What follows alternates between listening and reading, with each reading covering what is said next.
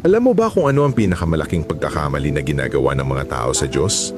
Nakakalimutan natin siya kapag maayos at pinagpapaala ang buhay. At saka lang natin siya naaalala kapag dumating tayo sa puntong wala ng ibang makakatulong.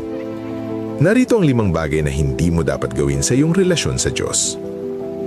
Una, huwag mong baliwalain ang Diyos sa mga panahong maayos ang buhay mo. Maraming taong lumalapit lang sa Diyos kapag sila'y nasasaktan, pero nakakalimot sa Kanya kapag naging komportable na ang buhay. Hindi basta na lang lumitaw ang mga biyaya mo. Ang Diyos ang naglagay ng mga ito sa iyong landas. Kaya kausapin mo siya hindi lang kapag wasak ka, kundi pati kapag pinagpapala ka.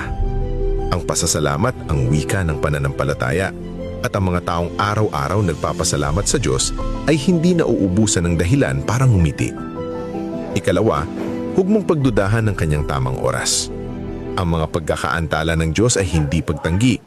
Minsan, hindi ka tinatanggihan, hinihahanda ka. Hindi mo nakikita ang buong larawan, pero nakikita ito ng Diyos. Alam niya kung alin ang makakasama at alin ang makakabuti sa iyo.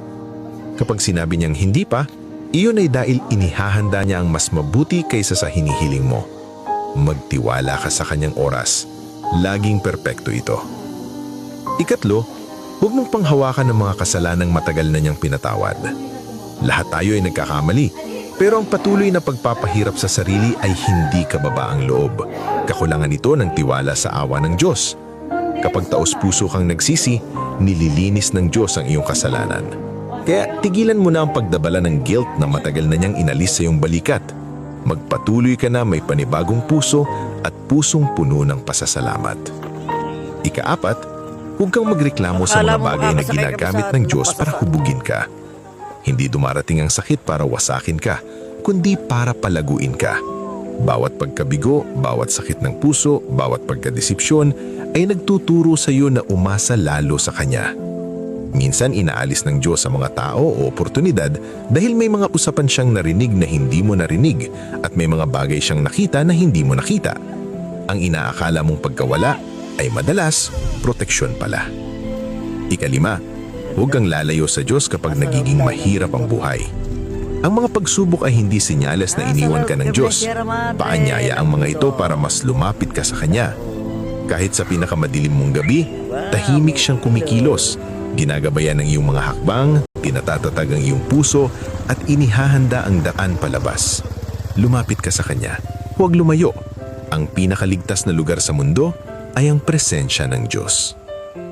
Kung tunay kang naniniwala sa pag-ibig at gabay ng Diyos, mag-comment ng "Ang Diyos ang aking lakas" at ibahagi ang mensaheng ito sa isang taong Alam mo ba kung ano ang pinakamalaking pagkakamali na ginagawa ng mga tao sa Diyos?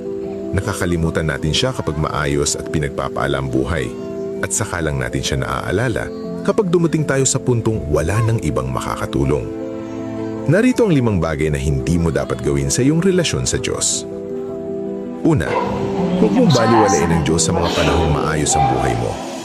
Maraming taong lumalapit lang sa Diyos kapag sila'y nasasaktan, pero nakakalimot sa Kanya kapag naging komportable na ang buhay. Hindi basta na lang lumitaw ang mga biyaya mo. Ang Diyos ang naglagay ng mga ito sa iyong landas. Kaya kausapin mo siya hindi lang kapag wasak ka, kundi pati kapag pinagpapala ka. Ang pasasalamat ang wika ng pananampalataya, at ang mga taong araw-araw nagpapasalamat sa Diyos ay hindi nauubusan ng dahilan para ngumiti. Ikalawa, huwag mong pagdudahan ng Kanyang tamang oras. Ang mga pagkakaantala ng Diyos ay hindi pagtanggi. Minsan, hindi ka tinatanggihan, hinihahanda ka. Hindi mo nakikita ang buong larawan, pero nakikita ito ng Diyos. Alam niya kung alin ang makakasama at alin ang makakabuti sa iyo.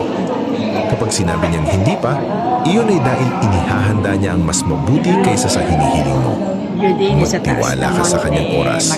Laging perpekto ito. Ikatlo, huwag mong panghawakan ng mga kasalanang matagal na niyang pinatawad.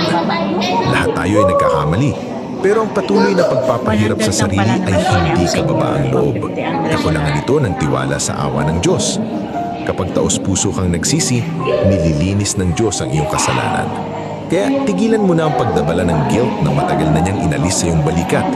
Magpatuloy ka na may panibagong puso at pusong puno ng pasasalamat.